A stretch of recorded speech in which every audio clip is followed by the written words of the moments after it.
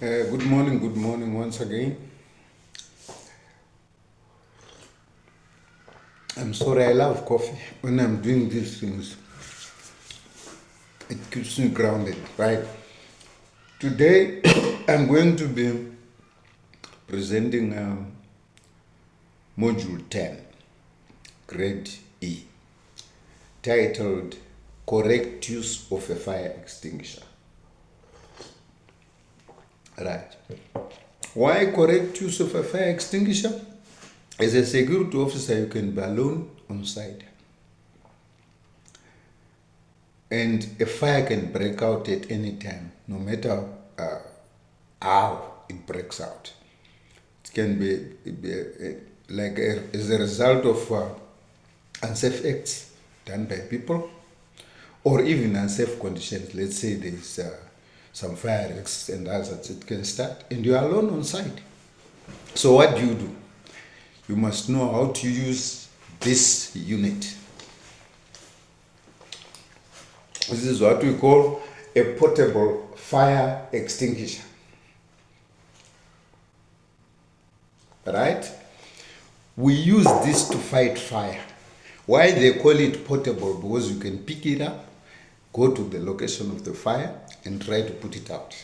That's why it's called portable. Right. So they have to train you as a security officer, because at any given time a fire can break out, then you'll be able to deal with it. And if you put it out to get promoted, in case you didn't know, if that fire was supposed to destroy millions and you put it out before it actually set the whole place ablaze, some companies who are good companies, they will promote you. And you can also even get something, a reward, either in cash or in kind, but usually they promote you. The client said so because you saved millions of rand or dollars. You saved the company from collapsing. So security officers, they have to be trained correct use of a fire extinguisher at grade E, which is the entry level, so that they'll always be alert and have the knowledge of using this equipment. It's part of their duties to prevent fires on site. Those are the duties of the guards. Preventing fires is one of them. Right. So let's look now at the objectives of the module. On completion of this module, the student must list the safety precautions, because there are safety precautions attached to this. You don't just use it randomly. There are certain safety precautions which have been laid out, which you must follow. Right? We've got safety precautions before using a fire extinguisher. We've got also safety precautions when using a fire extinguisher or during the time you are fighting the fire. Right. So you must know what has to be practiced in that respect. Safety precautions before using the fire extinguisher, as well as safety precautions which you call do's and don'ts for when using a fire extinguisher. Then you must also demonstrate the correct use of an extinguisher. How do you actually start operating it? Right. Then you must list why you must identify the whereabouts of firefighting equipment.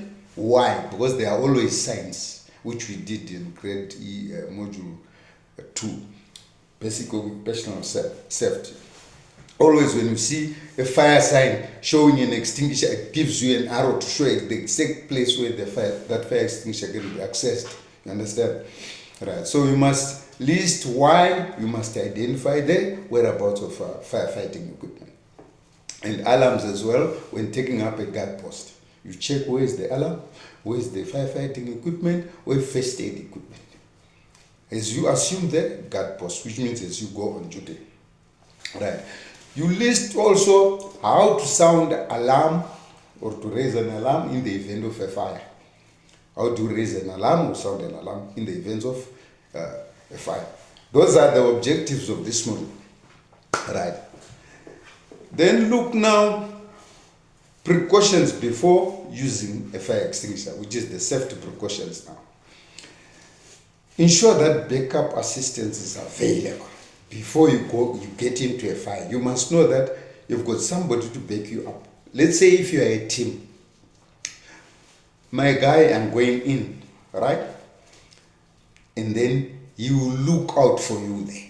In case it goes out of hand, he can also join in. That's how it works. That's what they mean when they say ensure that backup assistance is available.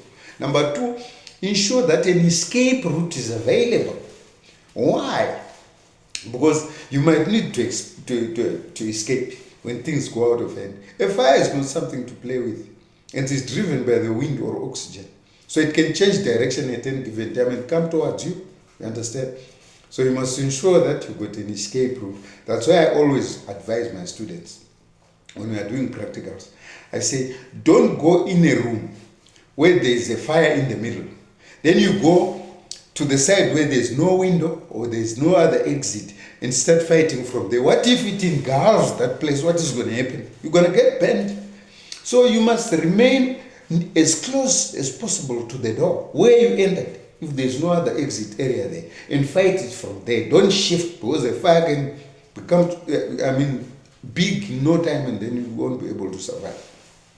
So those are the things that you must check. And then after that, you follow instructions on the extinguisher label. Here are the instructions. Break, seal and remove safety pin. Direct nozzle at the source of fire. And then you must, that's it. Those are the directions that are written here. There you are. Right? Break, seal and remove safety pin. Direct nozzle at the source of fire. Right? There you see it. So you must always follow the instructions on the extinguisher level on how to operate it. Alright. And then vacate area if fire becomes too big or begins to spread. Leave the place. Right? And then apply extinguisher medium to the base of the flames, which means you don't spray on top of the flames, at the base, at the bottom. That's where you spray. Alright. And then you must be doing a rapid side-to-side motion. So what you do is you put it at the base and then with the side-to-side motion. That's how you extinguish a fire. And then approach outdoor fires from the windward side, which means you must go from where the wind is coming from. Don't go against the wind, right? So approach outdoor fires from the windward side. And then adopt a crouching attitude to protect it against the smoke, which means you go like in a kneeling position to avoid heat and smoke to affect you. Keep alert for any changes in the fire patterns. If you see it's changing direction, be alert. Make sure you are not always in the direction it's heading to. All right. And then isolate electrical mains as soon as possible. Why? Because we've got 5 classes of fire. Class C, that is fire occurring in the presence of electrical wiring, live electrical wiring. Then it's now burning through the electrical cords. Then it's more dangerous. It can burn the whole house. You understand? That's why they say isolate electrical power as soon as possible, which means go and switch it off from the mains, the main box, not only where you are, so that there won't be any power in that area. Then you are avoiding it to turn into a class C fire. Right.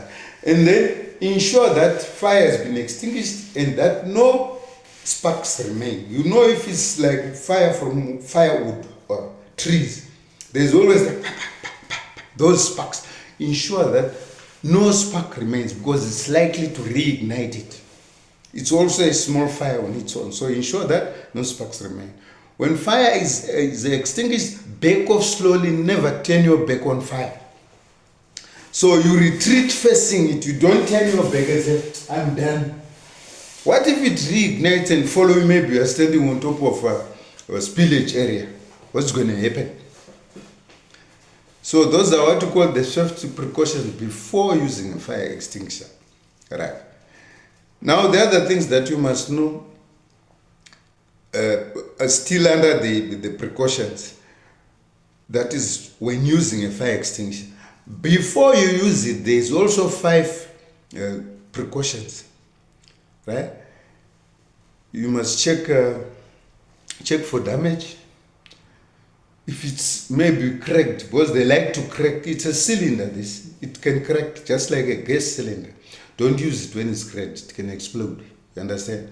So check for damage, and then you check for sabotage. Somebody can come and take the screws out, put petrol, knowing that is going to commit arson where you are. Then leave the fire extinguisher there. When you start the small fire, you make it worse. That is sabotage.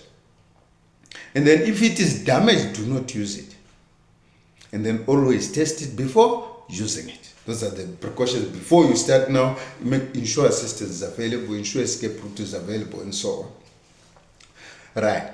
Let's look now at the parts of a fire extinguisher, because you must know the parts in order to be able to operate it. Here is it. This is a seal. It indicates that it hasn't been used. It's still new. Because if you break the seal and remove safety pin, you are not putting it back on. You throw it away. And then the gauge will be showing if you used it here. If it's quarter, it's quarter, half, three-quarter. If it's full, just like a car, then it's full. Understand? The gauge will be reporting as long as you use it.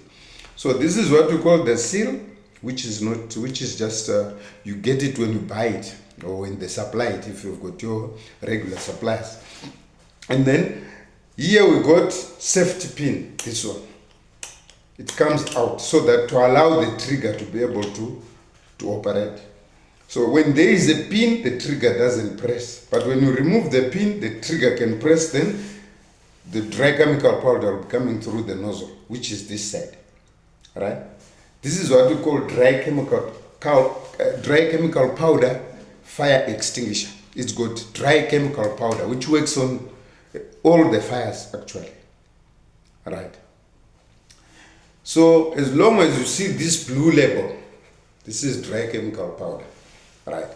So, right, we were here. The gauge, the seal, safety pin, the trigger, the nozzle. Right? Then this is the cylinder. Those are the parts of the fire extinguisher. This is a cylinder. In what type of extinguisher? Dry chemical powder, which works on many fires. That's why most places they like to keep this one with the blue label. It's called dry chemical powder. Then we come to carbon dioxide. Here is it. Because oxygen is an element, the third element to create a fire. Fuel heating oxygen create a fire. So for us to reduce the oxygen levels where we are fighting a fire, we can use carbon dioxide. It dies down, it slows down. So this is carbon dioxide. It's got a black label, right? And as you can see, the nozzle of it is like a tap, right? You spray, the carbon dioxide comes in the form of air to meet the oxygen in that vicinity of the fire. You understand what I'm saying? All right. Then now let's look at the immediate action on discovering a fire. This is what you do when you discover a fire. One, you sound alarm. That fire alarm, they said you must know its whereabouts, right? Or location when you assume the guard post, right? You sound the alarm. Usually these places, they've got a red button. If you see a red button and a green button in any factory or firm, the red one is fire alarm. Right, so you sound the alarm, you press it, and it's calling the fire emergency, it's calling your control room, police, whatever. And then you report the fire by radio or telephone. You take your walkie-talkie, control, this is Bravo 2 coming. There's a fire on site. Or you take a telephone line, landline, you call them. You report it to your control, you report to fire emergency services. In the guardhouses, they always keep a whole list of emergency numbers. You just call that using the landline, or because you can't radio them. You can only radio your control, your company. So you have to call them, fire emergency services. Then the fire brigade will be on site. Right. So number one, you sound alarm. Two, you report fire by radio or telephone. Three, attempt to extinguish the fire, if you can, using the portable fire extinguishers. And then you render first aid to the injured persons. In the case of fire, there's not much first aid except You give them some water for hydration for this thing, smoke and heat and stuff. If they are bent, in the first aid box, there's always burn creams there. You apply them. All right. And then control area from a security viewpoint. Make sure, because when there is a fire, criminals are looking to take advantage of the fire. I think somebody who has worked security know what I'm talking about. They always take advantage of a situation of some sort. So you must control the area from a security viewpoint, making sure that nobody loots or steal anything. And then shut off electrical power, machines, etc. You don't need them because they might be affected by the fire and not even function at a later stage. You understand? So this is the end of Module 10, Grade E, titled Correct Use of a Fire Extinguisher. The fire extinguishers we're going to do at Grade D, the various types, which is 1 water extinguisher, 2 carbon dioxide. This is very one. The water one has got a red label. Water is also contained in the cylinder. And then there's a number 1 water, 2 carbon dioxide, 3 dry chemical powder. These 2 I have. This is carbon dioxide. This is dry chemical powder. And then 4 foam vaporizing liquid. It's got foam inside to trap like a gas fire, right? And then we have BCF. That one I haven't seen it since I was a security officer. I learned it at security college, but I never seen it with my 2 eyes, to be honest. So BCF, they say it's a complicated one. I don't know for what type of fires. And it's got a green label. Foam has got a cream label and BCF green label, according to what I studied.